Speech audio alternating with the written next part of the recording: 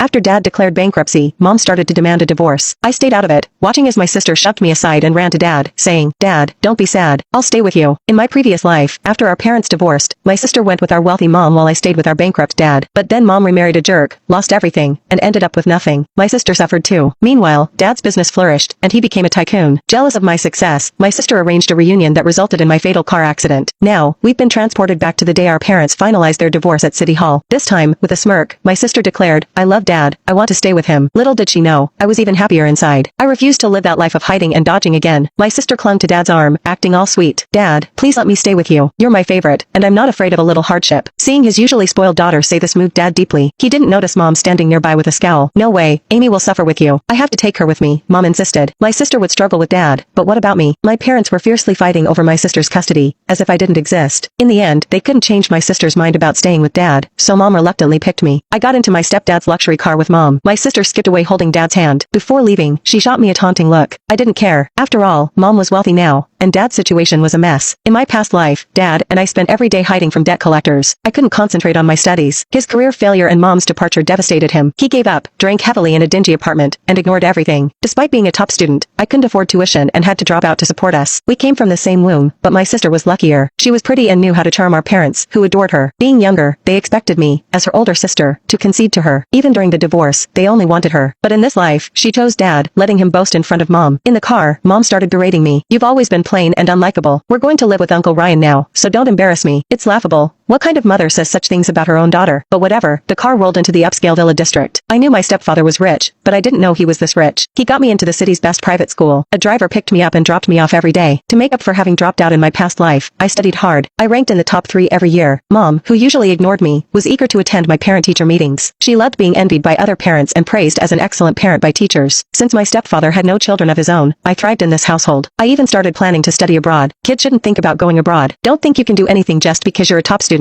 My mom snapped before my stepfather could speak. Later, I realized you don't need a reason to dislike someone, even between a mother and daughter. My stepfather wasn't as Mom and my sister described him in the past, unpredictable, domineering, and violent. I found him intelligent but proud and self-respecting. Their conflicts surfaced soon after we moved in. Mom was a total pretty face with no brains. Honestly, she and Dad were a perfect match. Dad, a true rich heir, was always simple-minded and physically strong. He married Mom because of his brute force and money. When my grandparents were alive, they supported him. After they passed, Dad got dragged into investments by his foolish friends, losing everything he and my grandparents had. Mom quickly found someone else and divorced him. My study abroad plans were halted by Mom's opposition, but with my grades, I could easily get into a top school in the country. "Amy's here. Aunt Nora, is my mom home?" "She's out shopping, but your sister's upstairs reading." I heard Amy's footsteps coming toward my room. Without my permission, she opened my door. "Mean, why pretend? No one's home. Who are you trying to impress with all this studying?" she said, snatching my books. Though Dad raised her, she came here monthly to get money, jewelry, and clothes from Mom. She'd leave with a car full and still wear shabby clothes the next month. Dad, now a gambler, traded good things for cash to squander. Mom hated seeing my sister suffer with Dad. She even asked my stepfather if they could bring her here to live.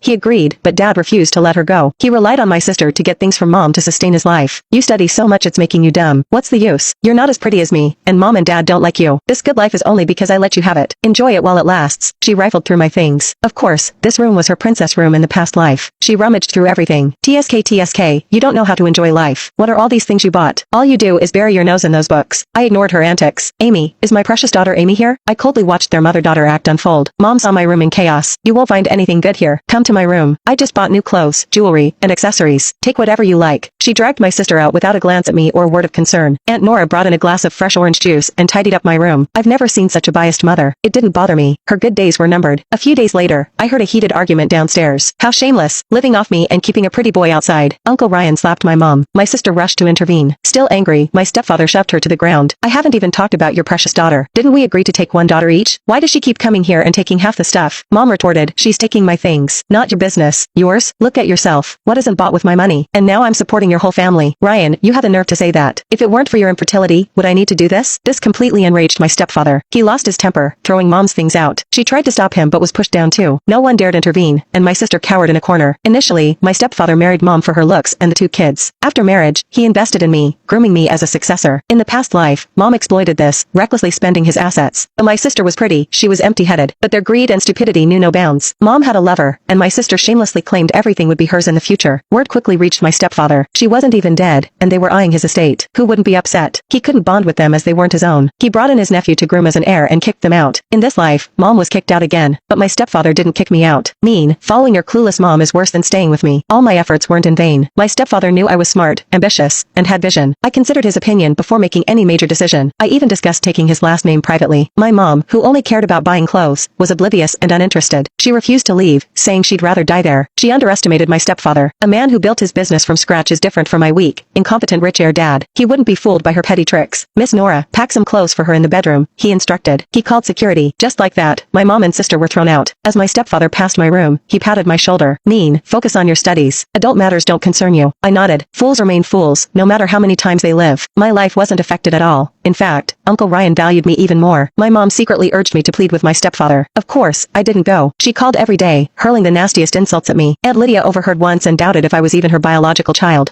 In her eyes, only my sister mattered. Without my mom's support, my sister had an even harder time. Her grades were bad, and she hated school. Seeing this, Dad stopped sending her to school, but he was buried in debt and living a mess. I was single-mindedly preparing for college entrance exams. Uncle Ryan was busy and rarely home. Not long after, on my way to school, a group of thugs blocked my path. It happened that day our car was in for maintenance, so I was on my own. Just after leaving the school gate, a man stopped me. "Are you Neen?" Before I could answer, someone covered my mouth from behind and dragged me to an abandoned warehouse. Once the blindfold was off, someone kicked me to the ground. "Sister, enjoying the luxury mansion?"